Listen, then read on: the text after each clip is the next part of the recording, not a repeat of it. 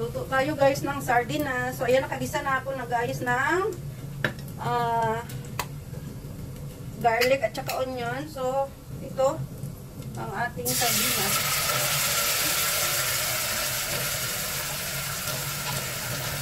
Gisa lang natin.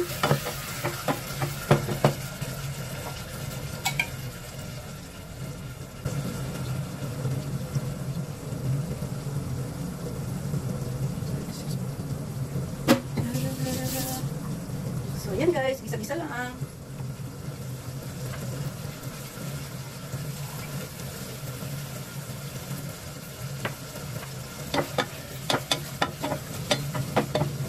Ulam natin guys for today.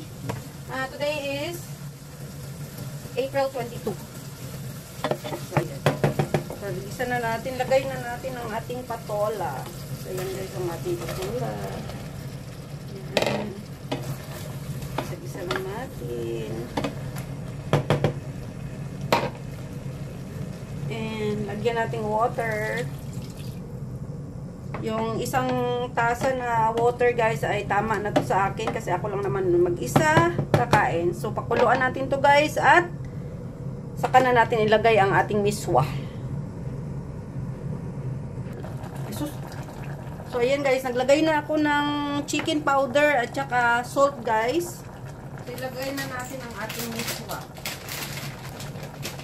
So, ito lang ang aking ilagay. Kalahati lang kasi ako lang naman mag-isa kakain guys. At saka isang kainan ko lang naman ito. Kasi pangit na yung miswa guys pag maglamig. Ayaw ko ng malamig na miswa. Kaya, ayan. Okay na yan. Tutuin lang natin miswa guys and okay na yan. Pa na lang natin. So ito na guys ang ating miswa at luto na. So ayan.